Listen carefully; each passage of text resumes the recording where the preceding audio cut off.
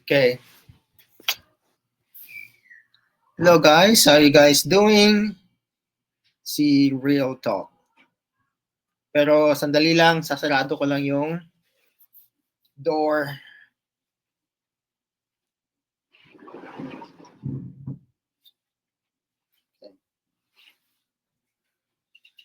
Okay, let's get back to business.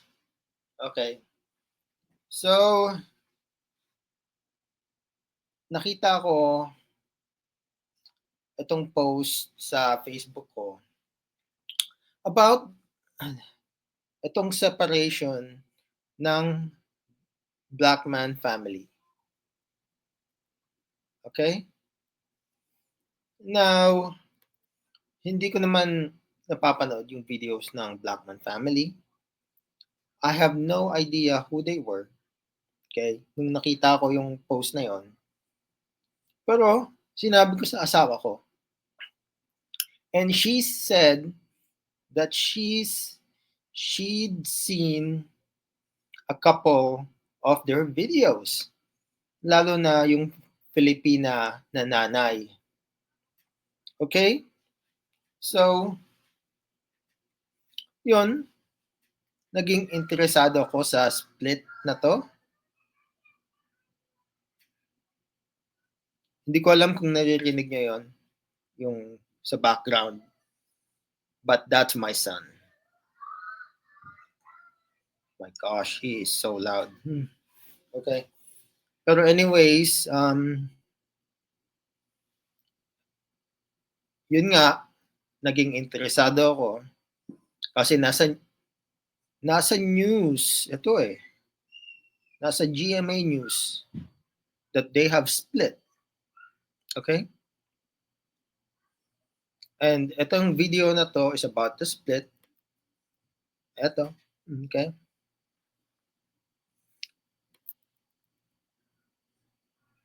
Hey, I'm so sorry for seeing me like this today.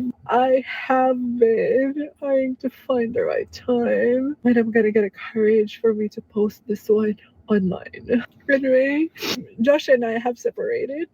We're good friends. I just know that he is a good person. And he is the best father that Jet and Nemo could ever have. Josh was the one who introduced me to Christian life again. He was the one who made me become like this. And without him, I'm just so lucky that Ja and Timo have him. We are gonna be co-parenting. To everyone out there who has supported the Blackman family. Okay. Yan, umiiyak siya.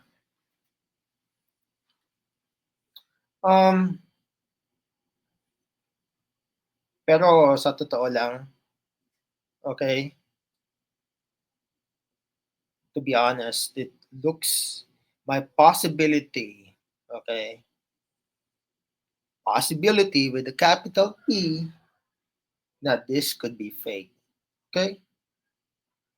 Kasi nga, if you've been married for a long time and you've gone through a divorce or you guys are gonna go through a split, okay, usually you need time for yourself. Okay?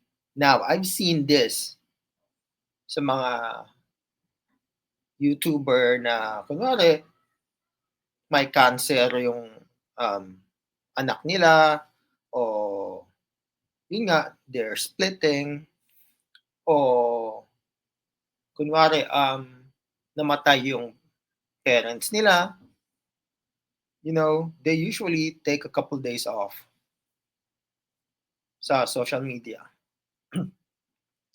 Pero tong si ate, okay, if you look at her YouTube page niya, okay, she has a lot of video. Sure, hindi kasama yung yung tatay. Okay. Pero usually nga,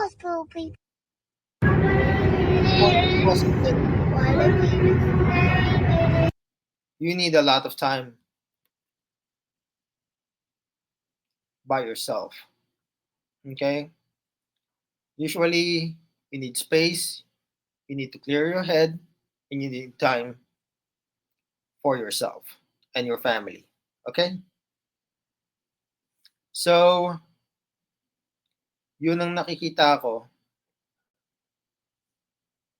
Sabi ko nga, hindi naman ako talaga masyadong, yung mga content nila, it doesn't really interest me. Kasi, hindi ako masyadong nanonood ng content nila. Yung asawa ko, napanood na yung ibang video nila. So, kaya lang ako naging interesado. And I checked the YouTube page na andun pa rin yung picture ng pamilya nila.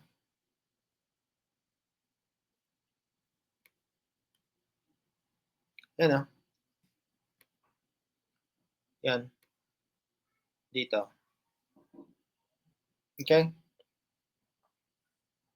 So,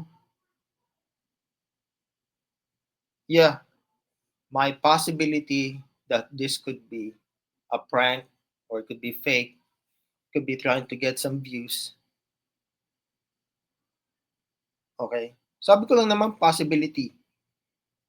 Pwede rin talagang hiwalay na sila. Pero pag mga ganito yung nakikita ko, I'm very doubtful.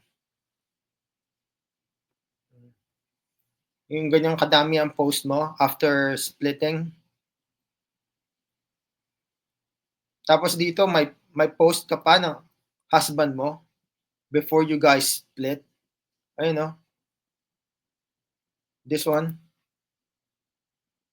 Look, I gotta admit, man, we have a beautiful home, and that's because of my wife.